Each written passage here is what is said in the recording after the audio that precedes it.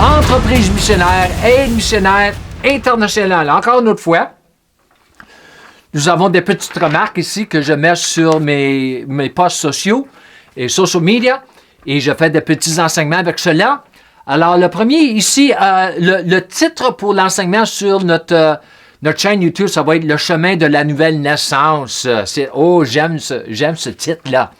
Alors, la véritable régénération et le salut de l'esprit humain sont instantanés, OK?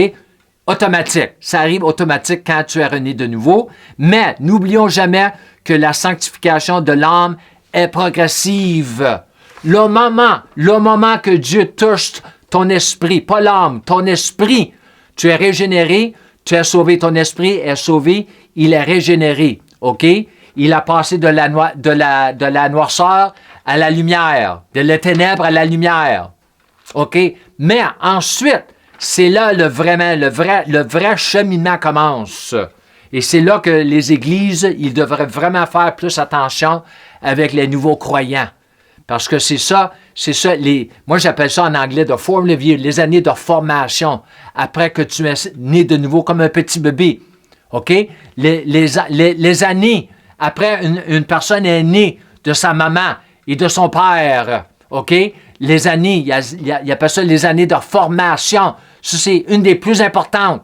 OK? Pour bien que le bébé soit bien formé physiquement, intellectuellement, émotionnellement et toutes ces choses-là. C'est très important. OK?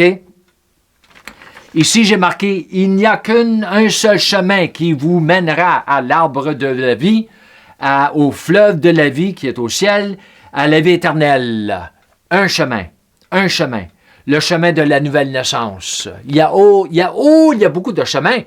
Il y a beaucoup de chemins dans le monde, des chemins de religion, des chemins de culte, mais tous ces chemins-là ne vous enverront pas au ciel. OK? Ils vous dirigent dans une direction qui est le contraire du ciel. Peut-être c'est un chemin qui paraît bien. Ça paraît bien, ça goûte bien, ça sent bien, toutes ces choses-là, mais c'est pas le bon chemin. OK? C'est le chemin de la nouvelle naissance. Tout autre chemin vous mènera dans la direction opposée. Soyez attentifs et soyez avertis. All right? Mon prochain ici, si vous ne progressez pas vers la réalisation de la volonté parfaite de Dieu pour votre vie, vous vous éloignez de Dieu.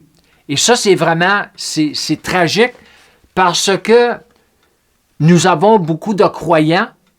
Ils ont été vraiment, s'ils sont des vrais croyants, ils ont vraiment été nés de nouveau, mais ils n'ont pas été bien enseignés ou ils n'ont même pas été enseignés. OK? Moi, j'ai laissé l'Église à cause de cela. Ça fait partie du discipulat. Alors, quand le moment que tu es sauvé, OK, tu devrais devenir à une place avec d'autres personnes qui sont plus matures que vous, OK, pour vous aider à progresser pour la réalité de la volonté de Dieu pour votre vie. Et je vais toucher encore un peu plus sur cela concernant votre identité en Christ et votre appel en Christ dans le corps du Christ, dans l'Église, concernant les différentes fonctions, les différents membres, les différents dons, comme les dons dans le corps humain. Nous avons différents membres. J'ai des yeux, j'ai un nez, j'ai une bouche, j'ai des oreilles, j'ai des mains, j'ai des doigts. La même chose dans le corps du Christ. C'est pour ça que Paul en parle dans 1 Corinthiens 12. J'ai déjà fait des enseignements sur cela. Il y a une différence entre être un enfant de Dieu et fils de Dieu. J'ai déjà touché sur ces choses-là, mais ça fait partie quand même de l'enseignement. Dans le grec, le terme « fils de Dieu » est au présent et désigné tous ceux qui sont constamment et habituellement conduits par l'Esprit. Romains 8, 14. OK? All right? À l'image de Jésus lui-même, Actes 10, 38. Le plus que nous faisons guider par l'Esprit Saint habituellement, le plus que nous marchons dans notre filiation. Nous allons marcher comme Jésus marchait. Parce que nous avons le même esprit que Jésus avait. OK? Et la même nature qu'il est né avec. Or, cette présence est cruellement absente de l'Église. Vraiment. Il faut être très, non seulement attentif, mais il faut être transparent concernant qu'est-ce qu'il manque dans nos églises pour changer les églises. Et n'oubliez pas que je suis un réformateur. Là, c'est pour ça, souvent, je parle de ces choses-là. OK? Je suis un défenseur de la foi aussi. Mais je suis un réformateur.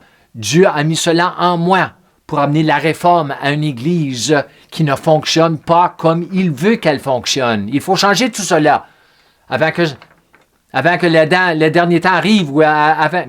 Nous sommes dans les derniers temps. OK? Mais il va y avoir un jour que nous ne serons plus sur la terre, nous allons être au ciel. Là, c'est plus le temps d'amener la réforme à l'Église. C'est ici sur la terre. La Bible nous exhorte à ne pas éteindre le Saint-Esprit. Il s'agit d'un impératif, d'un commandement dans le texte originel grec. L'œuvre du Saint-Esprit dans la vie du croyant ne se produit pas automatiquement.